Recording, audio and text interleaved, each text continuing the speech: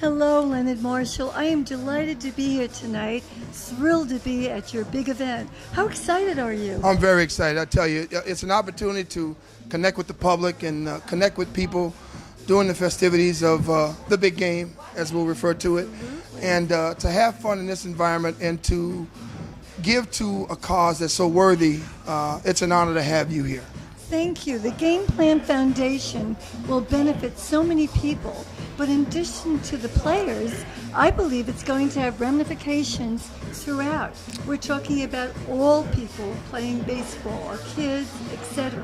Absolutely. I think football players alone, it would be selfish to say just football players, but I think anybody that plays a sport where a ball is involved, or you have the opportunity or the chances of having traumatic brain injury, Yes. I think people can benefit from this. Yes, sir, you did have an injury. Absolutely. Yeah, and do you want to share a little bit Well, about I'm battling that? CTE right now. I mean, Yeah. it's one of the things that drove me to set up the Game Plan Foundation, is to find a way to help people that are in my position, and especially those that are in dire need and those that can't take care of themselves. Fortunately, I can take care of myself a little bit and got some good people around me that can help me, but this is more or less for people that can't help themselves. Right, and I think what people don't realize is that it not only hurts the person, but it hurts the entire family and those involved. Absolutely. It affects the structure of your world, and it can affect the structure of the young children that are involved in your world. So. Do you see some of the changes in football? For example, today that they give penalties if somebody's charging with the head? Absolutely. I see the game changing somewhat. I'd like to see it change from the 8 to 12-year-old level. Because I think if you can inform the ignorant, which are the young kids that play the game, and then teach them better ways to tackle. Teach the parents better ways to deal with the kids that play football. Make sure that the coaches are certified that teach the kids how to play football. And then make sure the parents and the grandparents associated with those that play the game, they really understand what tackle and contact football is about. Absolutely. I'd love to hear a little bit about your book. Absolutely. Thank you. Well, let's see.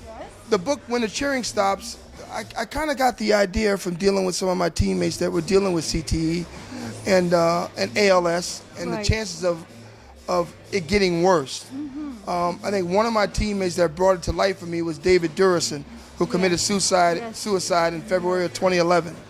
And the fact that Dave had a flourishing business at the time that he committed suicide was a thing that really touched my heart. And it touched my heart in a way that I felt there was a message that needed to be gotten out to not only retired NFL players, but those that are connected to retired NFL players. Yeah, I think it's important to point out that pain is the number one reason people go to hospitals, and that $160 billion is spent because of pain each year. Absolutely. And you are also working with hospitals to have a trauma center, isn't that correct? Absolutely. I'm working with hospitals like Lenox Hills Hospital, Right. Columbia University Hospital and Medical Center in Manhattan, and other organizations that actually want to help retired and former NFL players. Yeah, and what about your movie? My movie, wow, you know everything. You cover the gamut. That's good. The United States of Football was developed by myself and Sean Pamphilon. Sean Pamphilon is the guy who exposed Bountygate in New Orleans. Right. And the idea of the exposure of Bountygate was to inform people what goes on in the backdrop of the NFL and things that you don't see on television. So the chances of that were slimming, none of that story coming to light.